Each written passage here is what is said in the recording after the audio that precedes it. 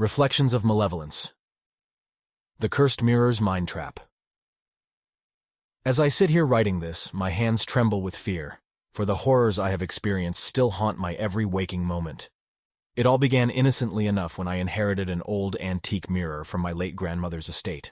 Little did I know that this seemingly ordinary mirror held a sinister secret, a curse that would consume my mind and soul. Legend had it that the mirror had been crafted by a tormented artist who had sold his soul to the darkness in exchange for boundless creativity.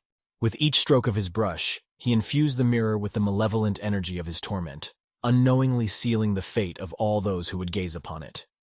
Intrigued by its ornate design and historical significance, I brought the cursed mirror home and placed it in my bedroom. At first, everything seemed normal, but as the days passed, a subtle unease crept into my mind. I began to have vivid nightmares of grotesque figures whispering malevolently from within the reflective surface. The mirror seemed to call to me, drawing me closer, its enchantment weaving a web around my thoughts. I became irritable and withdrawn, unable to escape the mirror's alluring yet terrifying grasp. My reflection no longer resembled the person I knew. It was twisted and contorted, a grotesque mockery of my own face. Sleep became a distant memory as haunting visions invaded my dreams. The mirror's malevolence didn't stop at tormenting my dreams. It began to manipulate my actions in the waking world, too.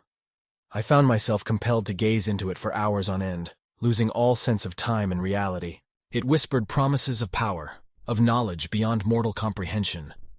But I knew deep down that these were empty lies meant to ensnare me further. The more I resisted, the more insidious its control became. It exploited my deepest fears and insecurities, making me believe that there was no escape from its clutches. Each day I felt my sanity slipping away, inch by inch. Yet somewhere deep within me, a sliver of my true self remained. It fought to break free from the mirror's malevolence, to reclaim control of my mind and soul. I scoured ancient texts and obscure archives, desperate to find a way to break the curse. After countless sleepless nights and relentless research, I stumbled upon a ritual said to sever the mirror's hold on its victim. With trembling hands, I gathered the necessary items and prepared to face the cursed mirror one last time. As the moonlight bathed the room, I stood before the mirror, its sinister gleam taunting me. I recited the incantations, my voice shaking, and a sense of dread engulfed me. It was a test of wills, a battle for my very existence. The mirror fought back, unleashing nightmarish illusions in a desperate attempt to deter me. But I was resolute. My true self, bolstered by newfound strength, refused to succumb any longer. With every word of the incantation, the mirror's malevolent energy weakened, its grip on my mind loosening. A violent surge of energy emanated from the mirror, threatening to consume me, but I persevered. And then, with a final shattering scream, the mirror relented. Its malevolence dissipated like smoke in the wind, leaving behind only a shattered reflection of the tormented artist's soul. The curse was broken. But I knew I could never forget the horrors I had endured, the nightmares that would forever haunt my memory.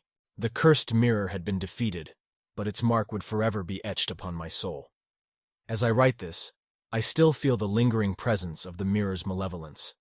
It whispers to me in the shadows, a constant reminder of the darkness I once faced. But I am no longer its prisoner.